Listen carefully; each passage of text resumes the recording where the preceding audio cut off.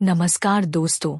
आज मैं आपके लिए एक ऐसी कहानी लेकर आया हूँ जो न केवल दिलचस्प है बल्कि हंसी के साथ गहरे जीवन के सबक भी सिखाती है।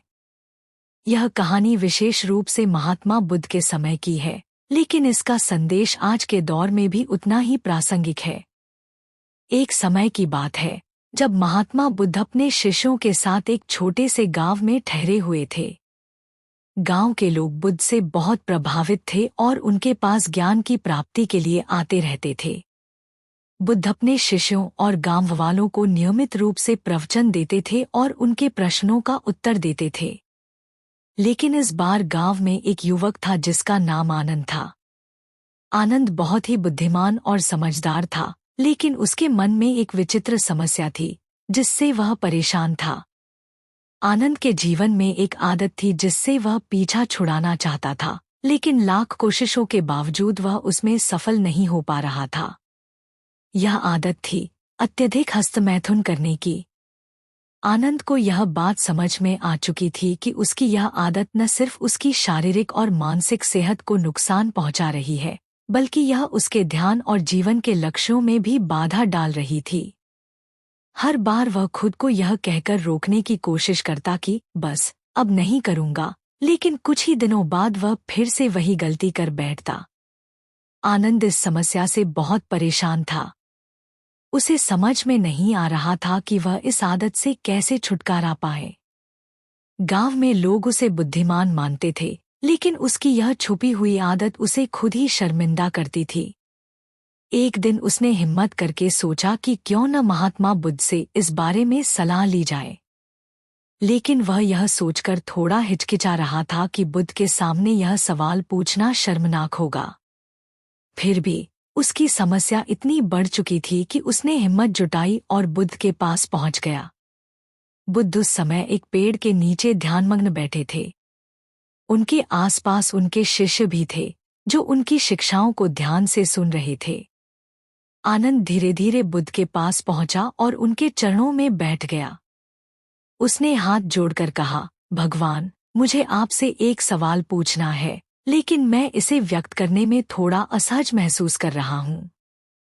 बुद्ध ने अपनी आंखें खोली और मुस्कुराते हुए कहा, आनंद, तुम जो भी सवाल करना चाहते हो निसंकोच पूछो। तुम्हारे मन में जो कुछ भी है उसे साफ तौर पर कहो। यह संसार की सबसे बड़ी समस्याओं में से एक है कि लोग अपनी समस्याओं को दूसरों के सामने खुलकर नहीं रखते। आनंद ने कुछ देर तक चुप्पी साधी, लेकिन फिर उसने साहस जुटाते हुए कहा, भगवान, मेरे जीवन में एक आदत है जिससे मैं बहुत परेशान हूँ।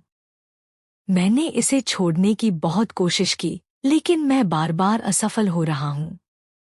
यह आदत है हस्तमैथुन की। आनंद की बात सुनकर वहां मौजूद कुछ शिष्य हल्के से मुस्कुराए, लेकिन बुद्ध शांत और गंभीर रहे। उन्होंने कोई प्रतिक्रिया नहीं दी जिससे आनंद को शर्म महसूस हो। इसके बजाय बुद्ध ने सहजता से कहा, आनंद, यह समस्या सिर्फ तुम्हारी नहीं है, यह समस्या अनेक लोगों की है। इसका समाधान संभव है, लेकिन इसके लिए तुम्हें अपने मन को सही दिशा में लगाना होगा। आनंद ने बुद्ध से कहा, भगवान, मैं समझ नहीं पा रहा हूँ कि मैं इस आदत से कैसे छुटकारा पाऊँ।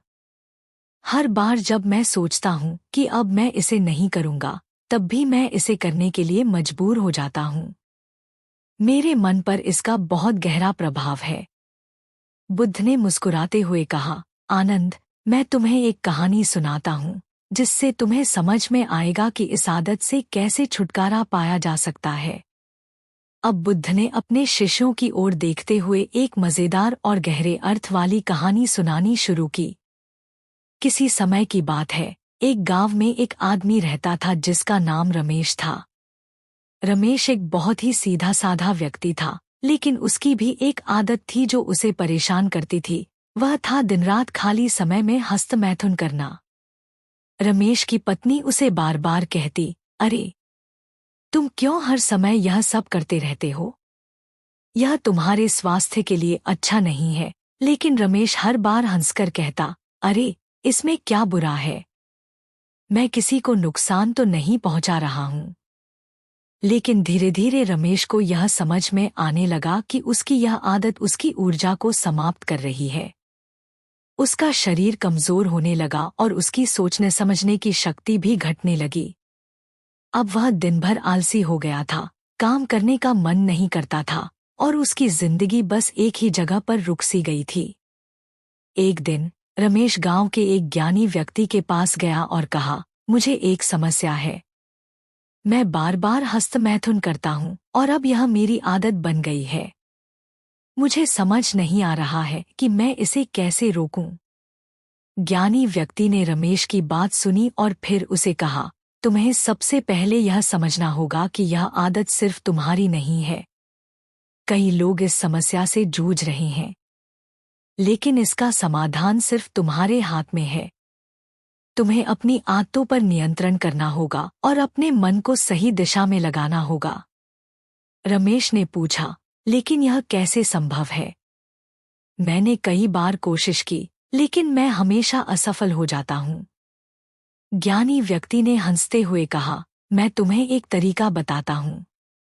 अगली बार जब तुम्हारा मन हस्तमैथुन करने का हो, तो तुम अपने आप से यह सवाल पूछो, क्या यह वास्तव में मेरी जरूरत है या यह सिर्फ मेरी आदत है? अगर तुम ईमानदारी से इसका जवाब दोगे, तो तुम्हें पता चलेगा कि यह सिर्फ तुम्हारी आदत है और तुम्हें इसकी जरूरत नहीं है। रमेश ने ज्ञानी व्यक्ति की सलाह मानी और अगली बार जब उसका मन हुआ, तो उसने खुद से यही सवाल पूछा। उसे एहसास हुआ कि यह वास्तव में उसकी जरूरत नहीं थी और धीरे धीरे उसने अपनी इस आदत पर काबू पाना शुरू कर दिया। बुद्ध ने कहानी खत्म की और आनंद से कहा, आनंद, रमेश की तरह तुम्हें भी यह समझना होगा कि हस्तमैथुन सिर्फ एक आदत है जिसे तुमने अपने मन में बैठा लिया है। जब तक तुम इसे अपनी जरूरत समझते रहोगे, तब तक तुम इसे नहीं छोड़ पाओगे। लेकिन जब तुम यह समझ जाओगे कि यह सिर्फ एक आदत है और इसका तुम्हारे जीवन में कोई वास्तविक महत्व नहीं है, तब तुम इसे आसानी से छोड़ पाओगे। आनंद ने बुद्ध की बात ध्यान से सुनी और महसूस किया कि उसकी समस्या का समाधान उसके अपने ही हाथों में था। उसने बुद्ध से कहा, भगवान, अब मैं समझ गया हूँ कि मुझे अपने मन पर नियंत्रण रखना होगा और इस आदत को सिर्फ एक आदत के रूप में देखना होगा, न कि अपनी जरूरत के रूप में।